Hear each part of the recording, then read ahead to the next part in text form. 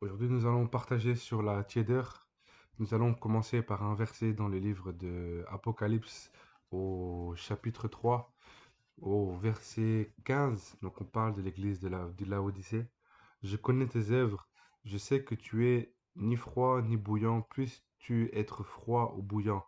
Ainsi, parce que tu es tiède et que tu es ni froid ni bouillant, je te vomirai de ma bouche. Cette parole est vraiment très claire de la part du Seigneur. Je pense que le Seigneur n'a jamais caché les choses et tout a été décrit dans sa parole. Tout a été euh, indiqué dans sa parole, précisé de façon très claire dans sa parole. Et en tant que chrétien, nous devons avoir comme base solide la parole d'Élohim, cette parole qui ne change pas, cette parole qui n'a aucune ombre de variation. Et l'un des problèmes du siècle dans lequel nous vivons, c'est que nous ne voulons plus s'attacher à cette parole. Nous ne voulons plus avoir comme seul fondement la parole du Seigneur. Nous voulons des solutions rapides. Nous voulons être enseignés par des vidéos. Nous ne voulons plus lire. Nous ne voulons plus méditer la parole de Dieu. Nous ne voulons plus être inspirés par le Saint-Esprit. Nous ne voulons plus être guidés par le Saint-Esprit, mais par des hommes. Nous cherchons des solutions de facilité. Nous cherchons des solutions pour avoir des réponses à nos problèmes sociaux très vite, mais sans faire confiance au Seigneur, sans passer par sa parole qui doit être le socle de toute chose. Et concernant la tiédeur, la tiédeur est quelque chose de très subtil. C'est-à-dire que quand on prend un robinet d'eau et qu'on passe d'une eau chaude ou d'une eau froide à la tiédeur, c'est très doux à la main. C'est très, c'est très plaisant à la main. Pourtant, dans la tiédeur, il y a un petit peu de chaud et il y a un petit peu de froid. Et ce type de chrétiens-là qui sont un petit peu chauds et un petit peu dans le péché, un petit peu dans la prière et un petit peu dans le monde, ces chrétiens-là, le Seigneur les vomira. Pourquoi? Parce qu'en tant que chrétien, en tant que disciple de Christ, disciple du Machia, on ne peut pas euh, être entre les deux. On ne peut pas aimer le monde et aimer le Seigneur. On ne peut pas valider cette mentalité diabolique de ce monde et se dire être chrétien. On ne peut pas être chrétien et ne pas prendre position. On ne peut pas être chrétien et être mou spirituellement, être euh, sans fruit spirituellement. On peut prendre l'exemple de cet arbre que le Seigneur a maudit parce qu'il ne portait pas de fruits. Un chrétien doit en permanence porter des fruits.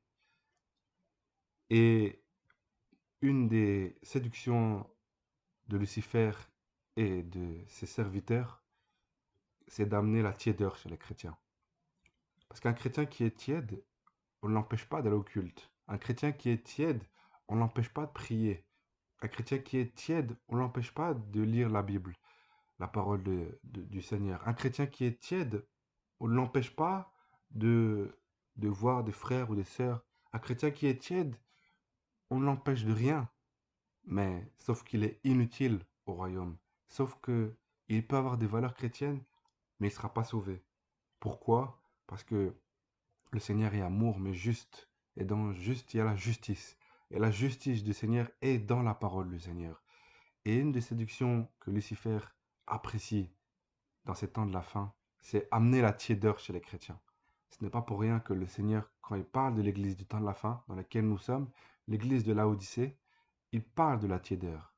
Il savait déjà que l'une des armes utilisées par Satan allait être d'amener les chrétiens à la tiédeur. C'est-à-dire faire en sorte que les chrétiens peuvent se dire, bon, moi je suis chrétien, je crois en Jésus, je vais parfois à l'assemblée, mais il y a des péchés qui persistent. Il y a la masturbation qui persiste.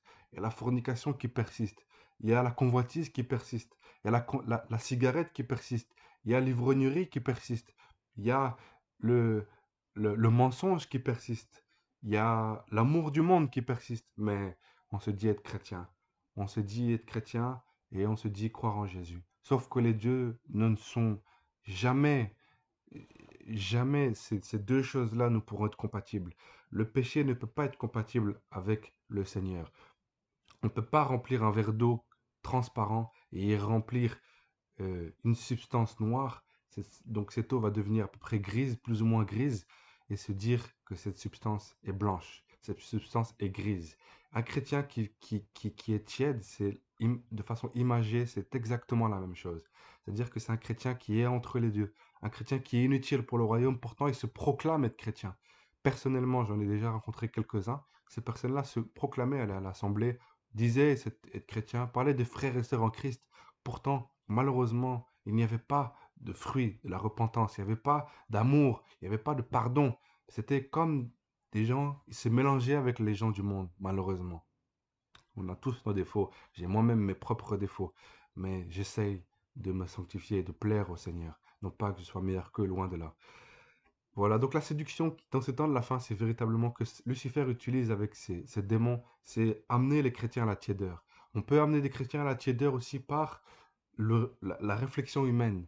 Par la réflexion humaine, on peut contester avec la parole de Dieu. On peut contester avec l'Esprit de Dieu.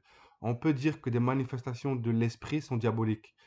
On peut dire que le Seigneur ne peut plus ressusciter des morts aujourd'hui. On peut croire qu'aujourd'hui le Seigneur ne peut plus, qu'un chrétien ne peut pas être lié par les démons, par exemple. Des choses qui sont enseignées dans beaucoup d'églises, notamment les églises ADD ou autres. Ça, c'est une forme de séduction. Ça, c'est des choses qui sont entrées dans les cœurs qui sont contraires à la parole de Dieu, contraires à la parole du Seigneur. Pourtant, on se dit être chrétien. La tiédeur peut venir comme cela. C'est une flèche qui est envoyée et ensuite, si elle est rejetée, elle n'aura aucun impact. Si elle est acceptée, elle viendra comme un cancer, comme un fléau dans la vie de cette personne, comme des fausses doctrines, comme des mauvaises herbes dans la vie de cette personne. Donc, nous devons veiller face à la tiédeur. Nous devons veiller et véritablement demander au Seigneur la volonté du Seigneur. Demander ce qu'il veut de nous. Demander pourquoi aujourd'hui nous sommes en vie. Demander pourquoi et comment nous pouvons le servir, lui et lui seul. Jésus-Christ revient bientôt et il ne reviendra jamais chercher une épouse qui est tiède. Il ne viendra jamais chercher une épouse qui a un pied dans le monde et un pied dans l'église.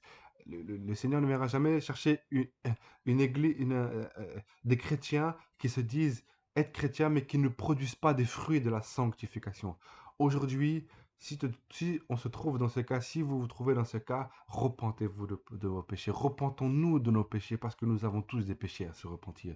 Et demandons pardon au Seigneur. Demandons pardon au Seigneur. Demandons véritablement qu'il nous débarrasse de cette vie de ténèbres, qu'il nous débarrasse de cette vie impie que le Seigneur n'agrée pas. Parce que le Seigneur n'agréera jamais des chrétiens tièdes. Lorsque nous parlons, par exemple, avec des personnes qui ne sont pas converties, si nous vivons et nous parlons comme eux, comment pouvons-nous faire la différence? Comment nous pouvons-nous faire la différence si lorsque nous sommes avec des personnes inconverties, nous sommes comme eux, nous parlons comme eux, nous ne faisons aucune différence. Non pas que nous voulons nous mettre sur un piédestal, mais nous ne pouvons pas nous comporter comme des personnes qui ne croient pas au Seigneur. Nous ne pouvons pas rire à des discussions salaces. Nous ne pouvons pas rire à des discussions de blasphème. Nous ne pouvons pas rire face à des discussions d'orgie. Nous ne pouvons pas rire face à des choses impies. Nous devons prendre position chaque jour. Nous devons dire que lorsque le Seigneur nous permet, que nous sommes chrétiens, que nous prenons des décisions, que les gens l'acceptent ou non, peu importe, mais nous devons prendre position. Nous devons nous sanctifier,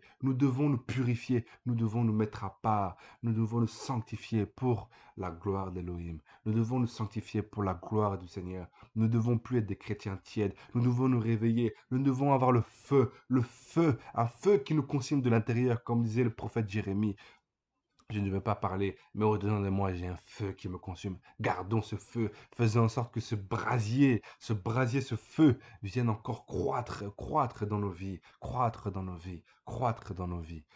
Voilà, il y a aussi un autre feu qui existe, c'est le feu de la chair, dans laquelle les esprits impurs viennent souffler pour que nous puissions vivre dans la chair et demeurer dans la chair et faire en sorte que les chrétiens soient des chrétiens charnels. Maintenant, nous voulons avoir le feu de l'esprit et éteindre ce feu de la chair, vivre par l'esprit et non pas par la chair, se purifier jusqu'au retour du Seigneur. Voilà ce que nous devons faire, nous remettre en question chaque jour, chaque jour, et refuser toute forme de désobéissance, refuser toute forme de tiédeur, toute forme d'impiété, toute forme d'impureté, parce que le Seigneur revient très bientôt. Ne tombons pas dans les pièges dans la réflexion humaine, ne tombons pas dans les pièges du péché, ne tombons pas dans le piège du laxisme spirituel, mais demeurons dans l'obéissance et la sanctification. Jésus-Christ revient très bientôt. Soyez bénis.